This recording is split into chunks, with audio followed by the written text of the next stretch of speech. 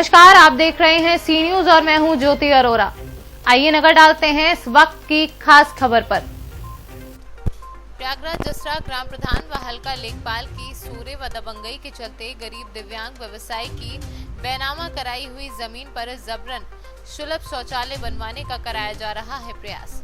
उक्त प्रकरण 12 तहसील के अंतर्गत आने वाली ग्राम सभा जसरा का है, जहां पर पंचम लाल केसरवानी के द्वारा कस्बे के ही रहने वाले श्रीनिवास ने उक्त जमीन का 2 वर्ष पूर्व बेनामा करवाया था, जिसका दाखिल खारिज भी हो चुका है। लेकिन आज उक्त जमीन पर ग्राम प्रधान व हल्का लेखपाल के द्वारा जबरन सुलभ शौचालय का निर्माण कराए जाने का प्रयास किया जा रहा है। सर, जैसा कि आप कह रहे हैं कि ये लोग यहाँ से जमीन पे मकान बनाएंगे, ये लोग जेल जाएंगे, तो जब ये लोग रजिस्ट्री करा रहे थे तो आप लोग क्यों इनकी रजिस्ट्री होने पे आप लोगों ने दखल अंदाजी नहीं की? तो 275 पे कराए हैं ना, 276 का तो कराए नहीं, तुम दखल अंदाजी क्यों करें?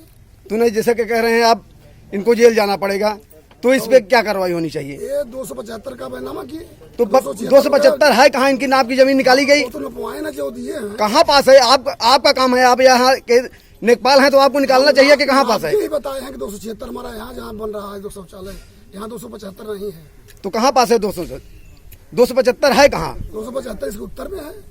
उत्तर में है तो खाली है कि कोई बना है उसमें? वो तो नाप हो जाएगी, समझ में आ जाए कहाँ। तो उनकी जमीन, अगर ये गरीब है तो उनकी जमीन नाप के निकाल दिया जाए, उसके बाद ये गरीब है तो जो बेचे हैं वो अपना उसका पैसा, उनके ऊपर क्या कार्रवाई होगी? उनके ऊपर कानूनी कार्रवाई की जाएगी। तो उनके ऊपर की जाएगी। तो ये लोग को ऊपर धमकी क्यों दी जा रही है कि ये लोग जेल जाएंगे? कौन धमकी दे रहा है? आप अभी कहें कि अगर नहीं करे उनको करें जो भूमि नहीं, आप कहें भूख होगी, आप लोग अगर नहीं जहाँ बनाओगे तो आप जाएंगे जेल। अभी आप गलत बोल रहे हो। गलत नहीं बोल रहे हैं, जो इनको बेचे हैं गरीब आदमी को। ठीक है, ओके। दादाजी, क्या समस्या है? हमारी समस्या है साहब, मैं इनसे कुछ आज जमीन लिए थे, गहना गुड़िया बेच के साहब आपको 17,000 प्रधान और लेखपाल जबरदस्ती हर शौचालय बनवा रहा है, सैनिटरी से धमकी दे रहा है। लेकर एडीएम साहब ये किससे बोल रहे कि अब जेल भेजवा देंगे। लेखपाल हमको धमकी दिया कि हम जब तक हम जिंदे रहेंगे यह मकान नहीं बन पाएगा। लेखपाल ने खुद प्रधान के धमकी दिया है कि मैं जब तक जिंदा रहूंगा ये यहाँ शौचालय वो नहीं बनेगा, आपको मकान नहीं बन पाएगा। लेखपाल ने बोला हमसे, प्रधान के दरवाजे पर। प्रधान ने कुछ नहीं बोला एक शब्द, कि क्यों वैसा आप बोल रहे हैं? हमको गरीब जान के, विकलांग जान के मैं यहाँ धरना कर दूंगा। हम दोनों पर भूख हड़ताल मुर्दाबाद। हम सब परवानी रहेंगे, लेट के जान देंगे मुर्दाबाद।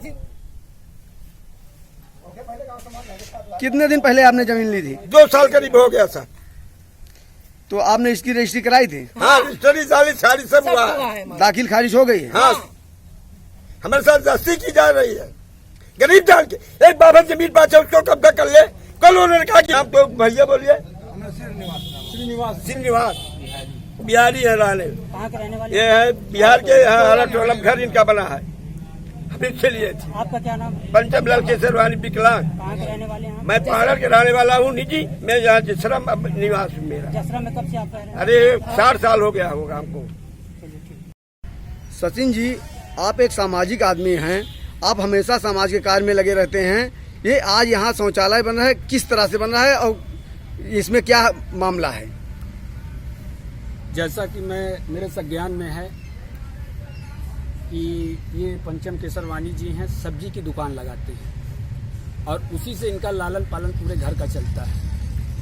एक गरीब आदमी 3 साल और विकलांग भी हैं साथ में, 3 साल पहले एक रजिस्ट्री करवाता है, अपनी ज़मीन पे सपना देखता है कि उसका मकान बनेगा, उसका परिवार सुरक्षित रहेगा। आज इस जगह पर जो शौचालय का निर्माण कराया जा रहा था अभी तक, वो ज़मीन बताई जा रही है कि वो ग्राम सभा की ज़मीन है और पंचम लाल जी कह रहे हैं कि उनके पास उसकी रजिस्ट्री दाखिल खारिज दोनों है। समस्या ये उत्पन्न हो रही है कि 276 और 275 जब तक पूरी जमीन का नाप नहीं होगी तब तक ये मालूम नहीं चल पाएगा कि जमीन कहाँ पर है वास्तविकता। ये विकलांग परिवार आज उस दशा में पहुंच गया है कि रोटी रोजी के लिए अब तरसेगा।